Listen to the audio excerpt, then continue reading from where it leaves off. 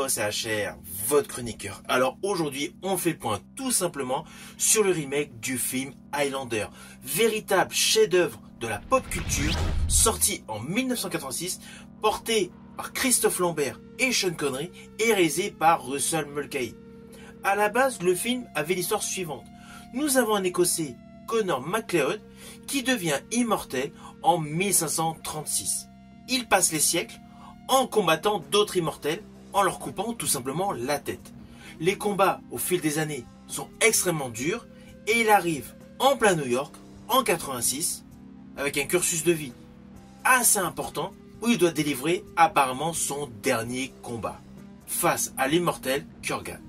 Voilà, c'était le pitch de base de ce premier film qui est considéré actuellement comme un film culte. Le film a eu un succès énorme. Il y a eu Highlander 2, toujours réalisé par Russell Mulcahy, sorti en 1991, qui là a perturbé beaucoup de fans, car on découvrait une origine extraterrestre au personnage Connor MacLeod, et c'est à partir de là que cette saga, qui a comporté de nombreux opus, est un petit peu partie en vrille. Il y a eu Highlander 3, qui faisait en fait suite au premier film Highlander réalisé par Russell Mulcahy, malgré qu'il y avait eu le 2, sorti en 91, qui a raconté le préquel par des flashbacks et la suite. Alors perso, Highlander 3, je l'ai trouvé meilleur que Highlander 2. Il retrouvait vraiment la magie du premier film. Mais il faisait en quelque sorte, avec le personnage du grand méchant interprété par Mario Van Peebles, office de remake. L'histoire avait beaucoup de points communs avec le premier film. Ce film de 94 ainsi n'était pas totalement innovant. Et c'est là que 6 ans après est sorti Highlander Endgame en 2000. Mettant en vedette l'acteur Christophe Lambert de la saga cinématographique et l'acteur Adrian Paul, le héros de la série télé. Alors pour la petite histoire, dans l'épisode pilote de la série télé, à l'époque, Christophe Lambert avait fait une apparition aux côtés d'Adrian Paul. L'épisode s'appelait La Rencontre.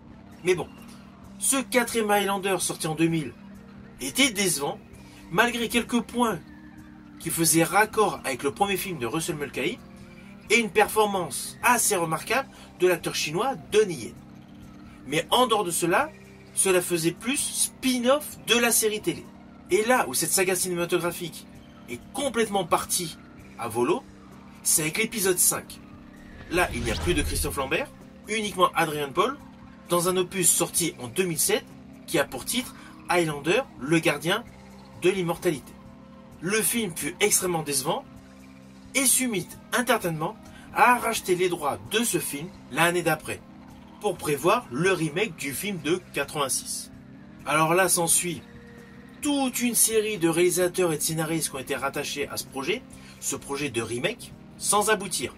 Plus de 10 ans après, le projet est apparemment reparti sur des rails, avec de nouveau plusieurs scénaristes rattachés au projet, mais sans vraiment concrétiser la chose. Jusqu'à l'arrivée de Chad Stahelski, connu essentiellement pour sa franchise John Wick. Le scénario est donc modifié par Michael Finch, scénariste attaché à pas mal de films d'action, ce qui plaît naturellement au réalisateur Chad Stahelski, qui assure que ce nouveau projet Highlander sera essentiellement un film d'action avec beaucoup de combats d'épée. Et d'ailleurs, il a précisé que pour son remake, il y aurait un large clin d'œil à la musique de Queen, qui était la BO officielle du premier film de 86. S'ensuit l'arrivée sur le projet de l'acteur Henry Cavill, pour reprendre le rôle interprété par Christophe Lambert, c'est-à-dire Connor MacLeod, et Russell Crowe remplace Sean Connery dans le rôle de Ramirez, le mentor du personnage interprété donc par Henry Cavill. Nous allons retrouver l'ancien catcheur Dave Bautista pour interpréter le grand méchant combattant répondant au nom de Kurgan. Karen Gillian interprétera Heather, l'épouse de Connor MacLeod. Jim Henson, habitué de pas mal de films fantastiques après avoir été révélé par Steven Spielberg, interprétera un immortel venu d'Afrique. Nous trouvons également Drew McIntyre qui interprétera le frère du personnage Connor MacLeod. Et nous allons découvrir le personnage interprété par Jeremy Irons, qui sera un chef de surveillants des immortels, appelés les Watchers. Là, cette notion n'était pas dans le premier film, mais était dans la série. De ce fait, on comprend que Chad Stahelski essaye en faisant son remake du film de 86, d'incorporer des éléments innovants issus de la série Highlander, portée par Adrian Paul. Alors à la base, le tournage a débuté là en septembre en Écosse, mais malheureusement, Henry Cavill s'est blessé tout simplement dans sa préparation pour son rôle. Pour l'instant, nous n'avons pas plus d'informations concernant les sites de tournage, ni concernant la date effective de sortie de ce film. Ce sera soit courant 2027 ou courant 2028. Implicitement, il ne faut pas être pressé pour voir ce remake du film Highlander.